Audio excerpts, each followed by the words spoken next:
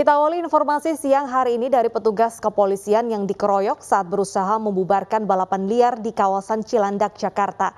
Petugas pun harus memberikan tembakan peringatan ke udara untuk bisa menyelamatkan diri dari aksi pengeroyokan tersebut.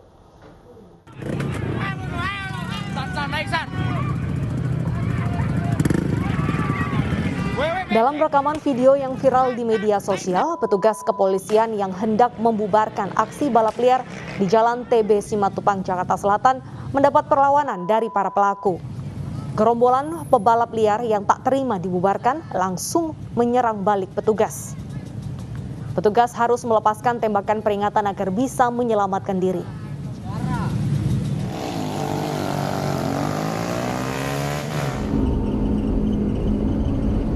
Seorang pemuda di Kota Makassar, Sulawesi Selatan diserang oleh sekelompok pemuda. Polisi pun masih memburu pelaku.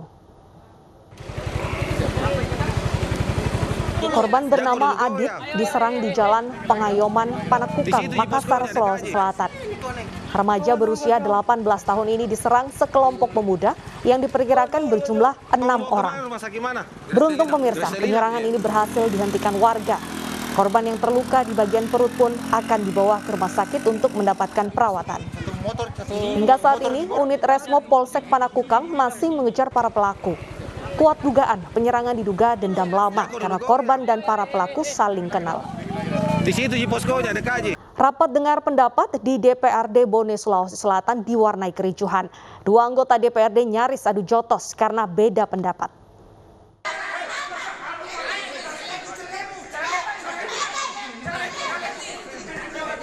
Kericuhan terjadi saat rapat dengar pendapat terkait dana pemulihan ekonomi nasional di DPRD Bone, Sulawesi Selatan.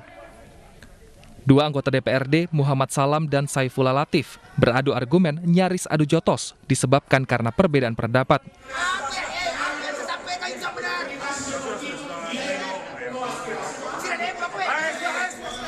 Akibat dari kejadian ini, rapat yang membahas pinjaman dana pemulihan ekonomi nasional sebesar 300 miliar untuk perbaikan infrastruktur terpaksa dihentikan sementara. Dalam dinamika rapat memang terkadang muncul perasaan-perasaan emosi oknum atau masing-masing orang.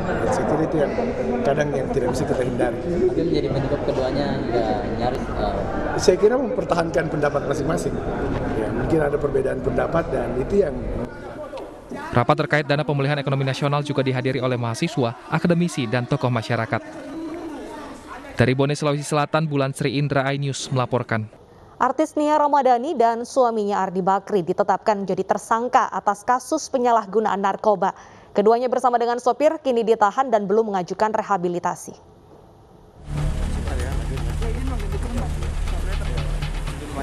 Nia Ramadhani dan sang suami Anindra Dardiansyah Bakri tidak mengucapkan sepatah kata pun setelah diperiksa 1x24 jam di Polres Metro Jakarta Pusat. Untuk melanjutkan penyelidikan, Nia dan Ardi beserta sopirnya dibawa ke beberapa lokasi untuk melakukan penggeledahan. Salah satunya rumah Ardi Bakri di kawasan Pondok Pinang, Jakarta Selatan. Selama pemeriksaan, ketiga tersangka penyalahgunaan narkoba ini ditahan di Polres Metro Jakarta Pusat. Hingga kini pihak kepolisian belum menerima permintaan rehabilitasi terhadap ketiganya. Pemeriksaan masih di kita masih punya 3x24 jam untuk melakukan pemeriksaan. Gitu.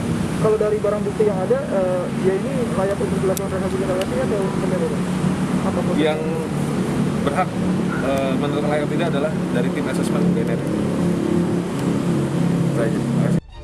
Nia Ramadhani dan sopirnya ditangkap hari Rabu kemarin, sementara Ardi Bakri menyerahkan diri ke Polres Metro Jakarta Pusat. Dari hasil penggeledahan sementara, polisi mendapatkan barang bukti berupa sabu dan alat hisap. Ketiganya pun dinyatakan positif menggunakan narkoba. Berdasarkan keterangan tersangka, ketiganya menggunakan sabu dalam 4-5 bulan terakhir. Dari Jakarta, Rani Sanjaya, iNews melaporkan. Bagaimana perkembangan terbaru dari kasus narkoba yang menjerat Nia Ramadhani dan sang suami? Langsung saja kita bertanya pada Ririn Oktaviani yang saat ini berada di Polres Metro Jakarta Pusat. Selamat siang, Ririn. Apakah ada pihak keluarga yang datang untuk menjenguk? Ya, Deta, Kasatres Narkoba Polres Metro Jakarta Pusat Kompol Indraweni Yoga Panji membenarkan bahwa ketiga tersangka, yakni Nia Ramadhani, Ardi Bakri, dan juga sopirnya semalam mendatangi atau dibawa ke beberapa lokasi untuk pengembangan perkara. Salah satunya yakni adalah rumah Ardi Bakri di kawasan Pondok Pinang, Jakarta Selatan. Namun hingga kini penyidik belum memberikan keterangan kepada awak media berkaitan tentang temuan baru atau barang bukti baru yang didapatkan dari penggeledahan di beberapa lokasi tersebut. Sementara itu, meski telah dinyatakan positif sabu dari hasil tes urin dalam tahap penyelidikan kemarin, namun polisi hingga saat ini juga masih menunggu hasil dari tes rambut ketiga tersangka guna mengetahui jangka waktu pemakaian dari narkoba tersebut. Meskipun Nia Ramadhani dan juga Ardi Bakri telah mengakui bahwa pemakaian sabu-sabu tersebut dilakukan dalam jangka waktu 4 hingga 5 bulan terakhir guna adanya stres pekerjaan di masa pandemi, namun penyidik ingin memastikan kebenaran dari jangka waktu pemakaian dari ketiga tersangka. Sementara itu, penyidik juga akan terus mendalami berkaitan tentang pemasok dan juga adanya dugaan artis lain yang terlibat dalam jaringan ini. Meski begitu, hingga saat ini penyidik belum menerima permohonan rehabilitasi dari ketiga tersangka. Saat ini ketiga tersangka masih menjalani proses penyidikan dan juga dilakukan penahanan di Polres Metro Jakarta Pusat. Deta. Baik, terima kasih Ririn atas laporan Anda. Selamat bertugas kembali. Polisi menggerebek gudang obat-obatan ilegal di Lembang, Bandung Barat. Gudang farmasi ini sulit untuk ditemukan karena berada di posisi tersembunyi. Nah, pemirsa, seorang pria ditemukan tewas mendadak di pinggir jalan di Depok, Jawa Barat usai menyantap semangkuk bubur. Diduga korban tewas karena penyakit bawaan yang diidapnya.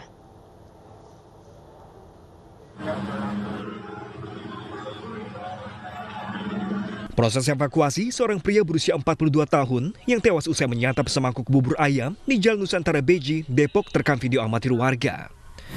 Bahkan dilaporkan korban sempat terjatuh, alami kejang hingga akhirnya meninggal dunia. Untuk menghindari penyebaran COVID-19, evakuasi dilakukan oleh tenaga medis ber-APD lengkap. Namun setelah menjalani tes swab, hasilnya negatif. Kejadian bermula ketika korban memesan bubur. Usai menyantap, korban kemudian berdiri mengarah ke motor korban. Namun tiba-tiba korban terjatuh dan tewas. Diduga kuat korban meninggal akibat penyakit bawaan yang diidapnya. Dari Depok, Jawa Barat, Iung Rizky iNews melaporkan. Kita ke informasi selanjutnya, polisi menangkap seorang petugas bandara karena memalsukan surat PCR. Petugas bandara ditangkap di Bandara Aceh saat akan terbang ke Bandara Soekarno-Hatta.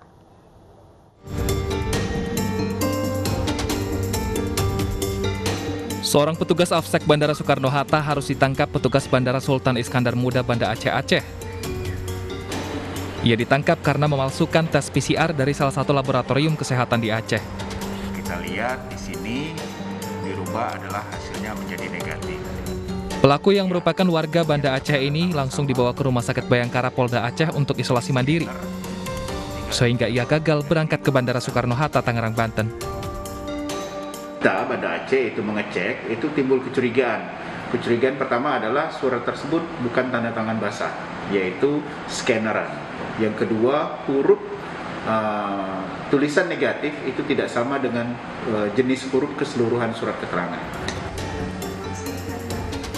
Akibat perbuatannya, pelaku dikenakan pasal 263 tentang pemalsuan dengan ancaman hukuman 6 tahun penjara.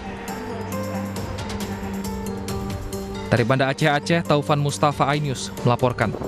Pemirsa, puluhan jenazah sempat menumpuk di RSUD Jombang, Jawa Timur karena mengantri untuk dimakamkan sesuai dengan protokol penanganan jenazah COVID-19. Penumpukan ini dikarenakan petugas kewalahan akibat banyaknya pasien yang meninggal setiap harinya. Kondisi ini menjadi peringatan bagi kita semua untuk lebih patuh akan protokol kesehatan.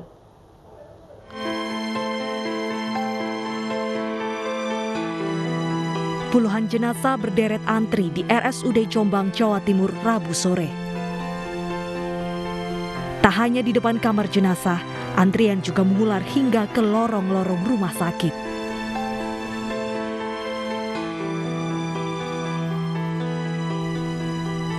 Tumpukan jenazah ini merupakan pasien COVID-19 dan penyakit lainnya.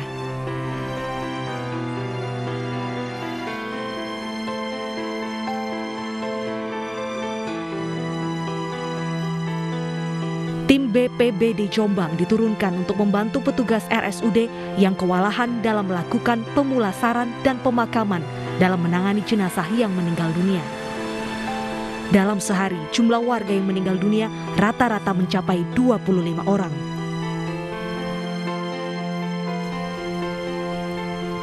Jumat pagi, kondisi kamar jenazah RSUD Jombang kembali normal setelah sebelumnya penuh oleh antrian jenazah dan keluarga pasien.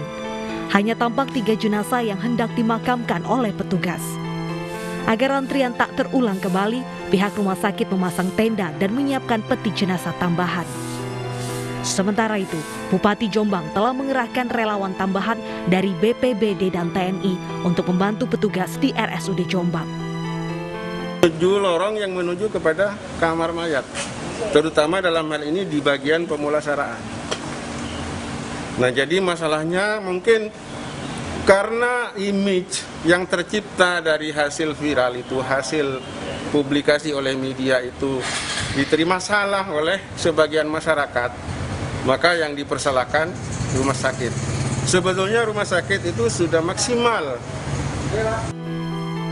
Peristiwa ini menjadi peringatan kepada kita semua untuk patuh akan protokol kesehatan agar jumlah penyebaran dan kematian COVID-19 bisa ditekan. Dari Jombang, Jawa Timur, Muhtar Bagus, iNews melaporkan. Petugas pemulasaran jenazah kewalahan menangani lonjakan pasien yang meninggal. Jenazah COVID-19 menumpuk di lorong Rumah Sakit Umum Daerah Jombang, Jawa Timur. Untuk mengetahui bagaimana kondisi terkini, sudah terhubung dengan Dr. Puji Umbaran, Direktur RSUD Jombang. Selamat siang, Pak Puji. Selamat siang. Baik, Pak Puji, bagaimana kondisi terbaru siang hari ini? Apakah penemukan jenazah pada Rabu sore sudah tidak terjadi lagi, Pak? Alhamdulillah, setelah kita berkoordinasi pada hari Rabu siang, beberapa langkah telah kita ambil. Salah satunya adalah penambahan tenaga dari BPBD untuk membantu kita dalam proses pemulasaran jenazah, dan kami juga menambah kit untuk proses pemulasaran jenazah, dan alhamdulillah Kodim Jombang juga turut serta untuk membantu proses pemakaman, sehingga setelah pasien dipulasarakan langsung kami kirimkan ke desa masing-masing untuk dilakukan pemakaman oleh relawan desa yang dibantu oleh BPBD maupun dari TNI Polri. Dan alhamdulillah sejak Rabu sore itu kami percepat paginya dari kumulatif jenazah di 3 hari terakhir 456 itu ada terkumpul sekitar 38. Dan memang kapasitas itu membuat kita tidak mencukupi. Akhirnya memang terjadi penumpukan yang mungkin sempat viral di media mas. Dan alhamdulillah ini sudah tertangani dengan baik. Seperti yang tadi diberikan, sisa 3 jenazah yang siap dipulasarakan dan kita kirimkan ke desa masing-masing. Pak Puji, apakah benar petugas di RSUD Jombang ini kewalahan karena hampir setiap hari banyak sekali angka kematian di sana, Pak? Betul sekali, Mbak. Ini peringatan pada masyarakat, terutama adalah mereka yang melakukan isolasi mandiri. Memang betul di dalam pedoman revisi 5, mereka yang bergejala ringan sedang itu dibolehkan melakukan isolasi mandiri dengan tingkat kepatuhan yang harus dipertahankan. Di samping itu juga mereka seharusnya juga terkontrol kesehatannya, sehingga harus proaktif untuk mencari pengobatan ketika terjadi perburukan. Jangan kemudian menunggu kondisi betul-betul kritis baru lari ke rumah sakit Jombang. Nah, ini yang kemudian menyebabkan hal yang fatal terjadi. Rata-rata kunjungan kami di IGD itu kurang lebih setiap harinya antara di angka 35 sampai 40 pasien. Dan kami harus melakukan screening. Dari 35 sampai 40 pasien tadi, kurang lebih sekitar 70%-nya memang kondisi berat. Yang 30% bisa kami pulangkan kembali dengan isolasi mandiri dan kali obat. Nah, ini yang kemudian akhirnya menyebabkan tingkat kematian tinggi. Karena mereka datang ke tempat kita, rata-rata saturasi sudah tinggal 60, 50, 40, dan itu membuat kita betul-betul kewalahan untuk menangani. Baik, jadi sudah datang dalam kondisi kritis begitu ya Pak Puji ya? Betul. Nah, apakah juga ada kesulitan Pak untuk mencari tempat pemakaman umum di daerah Jombang? Oh tidak, jadi semua pemakaman yang ada di desa itu siap untuk menerima. Cuma memang waktu itu relawan di desa memang belum diaktifkan. Mereka sudah dilatih tapi belum diaktifkan karena mereka belum dilengkapi dengan APD. Sejak Rabu siang itu kami seizin Ibu Bupati, Pak Wakil Bupati maupun Pak Sekda, kami langsung mengantarkan jenazah ke desa masing-masing dengan kami bekali APD 4 set. Jadi kami langsung bawakan APD untuk para relawan yang dibantu oleh TNI Polri untuk langsung pemakaman. Nah, sudah itu lancar semuanya karena pemulasaran jalan, pemakaman jalan sehingga antrian bisa mengalir dengan cepat. Kamis pagi itu sudah tinggal sekitar 5-6, kemudian ada tambahan, Kamis sore sudah tidak ada antrian.